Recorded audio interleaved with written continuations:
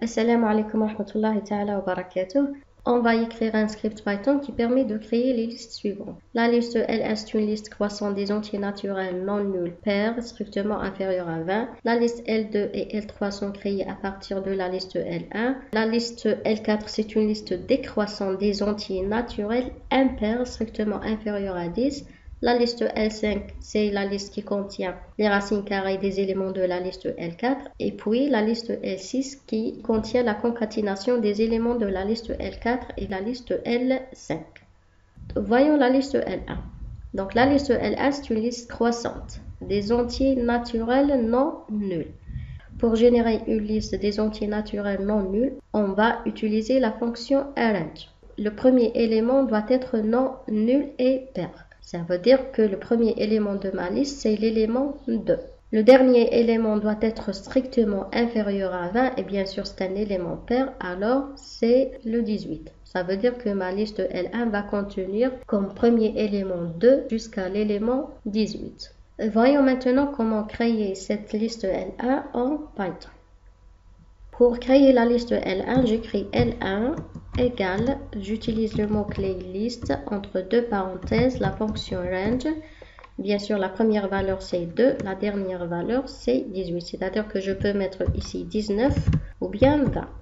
Bien sûr, puisque je veux générer les éléments pairs, le pas ici doit être égal à 2.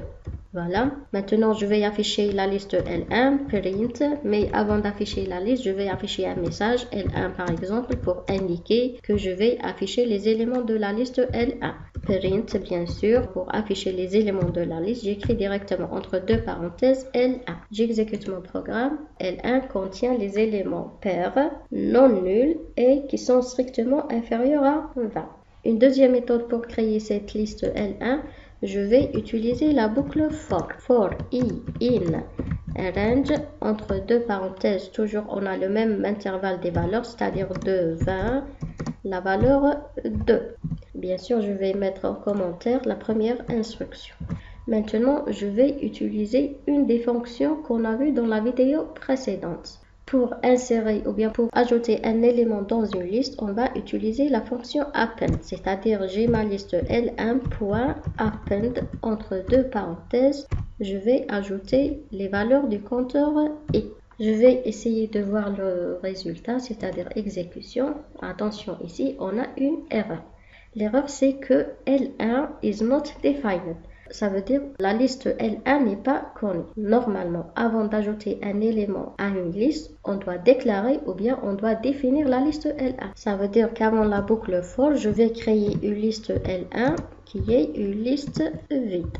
J'exécute le programme. Ma liste L1 contient les éléments pairs non nuls inférieurs à 20. Une deuxième façon de créer cette liste toujours, au lieu ici de définir le pas égal à 2, je vais définir le pas égal à 1, mais avant d'ajouter un élément, je dois tester est-ce que cet élément est un nombre pair ou non. C'est-à-dire que je vais ajouter l'instruction conditionnelle if i est un nombre pair, c'est-à-dire si le reste de la division de i par 2 égale à 0, alors je vais ajouter cet élément.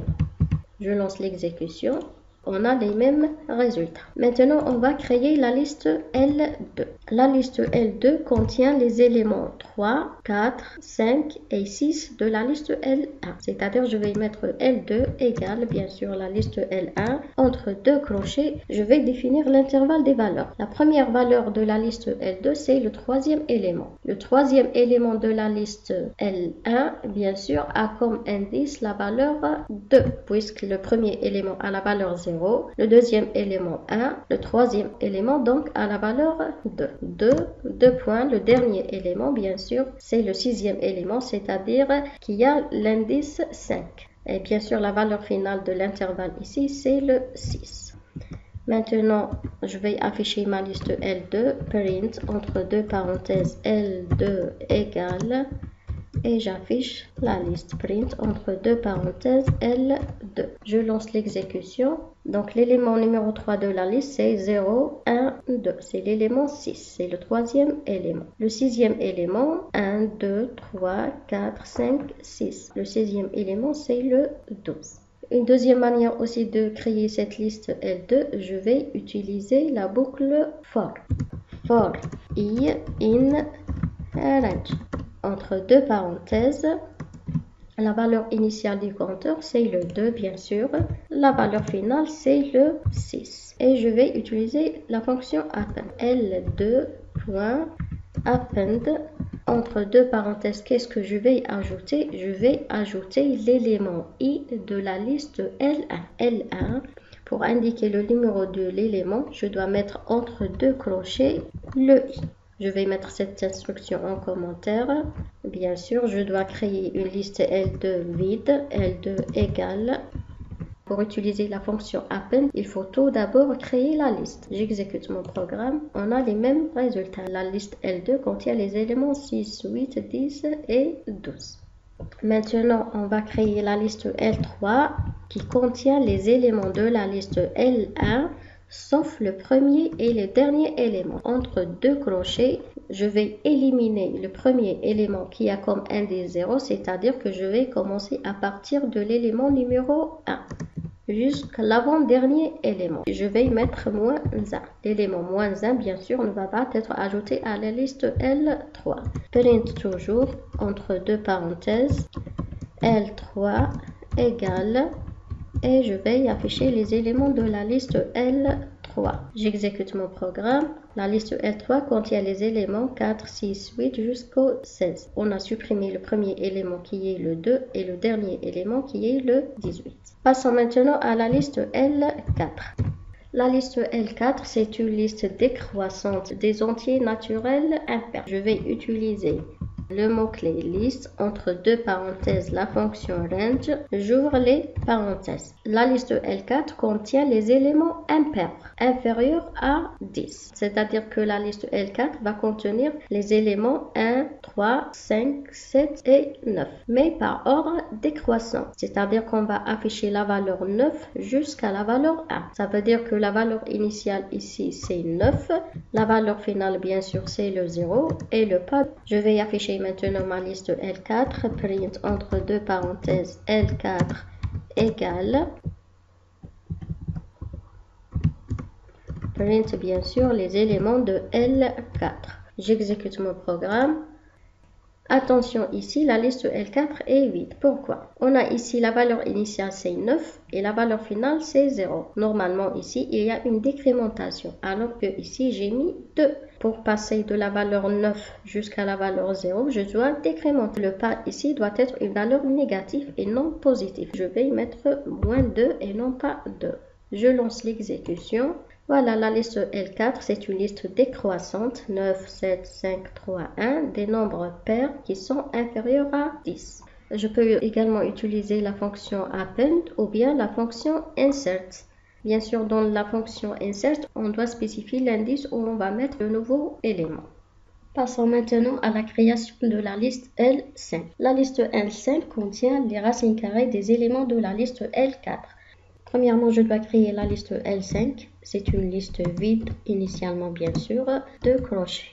Ensuite, pour remplir la liste L5, je dois parcourir la liste L4. Pour parcourir la liste L4, je dois taper la boucle for x in L4, deux points.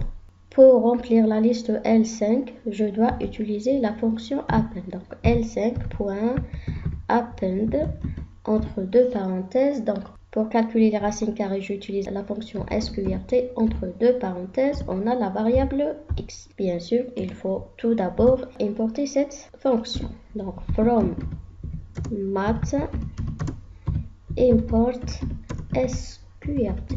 Maintenant, pour afficher la liste L5, print entre deux parenthèses le message L5 égale print entre deux parenthèses les éléments de L5. J'exécute mon programme. Si on voit bien, la racine carrée du 9 c'est 3 virgules. La racine carrée de l'élément C c'est 2 virgules, etc. Si par exemple je veux limiter l'affichage avec deux chiffres après le point décimal, je dois utiliser la fonction arrow. Pour cela, je dois tout d'abord écrire la boucle for i in range len de L5, deux points, n'oubliez pas l'indentation, Bien sûr, ici, je vais afficher la fonction round entre deux parenthèses l'élément L5, bien l'élément I de la liste L5 avec deux chiffres après le point décimal. Je relance l'exécution. J'ai affiché les racines carrées avec deux chiffres après le point décimal. Bien sûr, on a pu utiliser for x in L5 print entre deux parenthèses round x, 2. Je vais maintenant définir une autre liste qui est L6 qui contient les éléments de L4 plus les éléments de L5. Donc le L6 représente la concaténation de deux listes. Pour concaténer deux listes, j'écris L6 reçoit la première liste, c'est-à-dire L4, plus la deuxième liste, c'est L5. Et je vais afficher ma liste print entre deux parenthèses L6 égale, et j'affiche les éléments de L6. Je lance l'exécution de mon programme. Voilà, donc le L6 contient les éléments de la liste L4, puis les racines carrées des premiers éléments. Je vais afficher les éléments de ma liste L6 d'une autre manière. Par exemple, je vais utiliser la boucle for i in range entre deux parenthèses len de L6. L'instruction print, je dois la décaler un peu. Print L6 maintenant. Je vais par exemple écrire i ici. Si j'écris print i dans le programme, il va m'afficher les numéros ou bien les indices des éléments. Si je veux afficher les valeurs des éléments, normalement je dois écrire L6 de i et non pas i. L6 entre deux crochets i.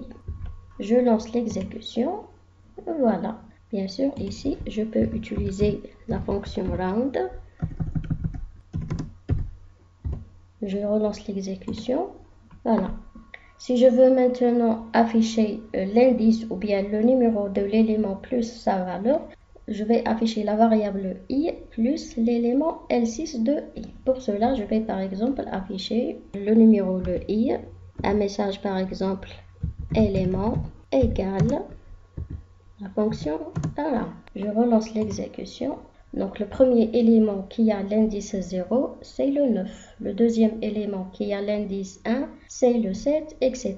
Jusqu'au dernier élément qui a l'indice 9 et qui a comme valeur 1.0. Bien sûr, ma liste contient 10 éléments.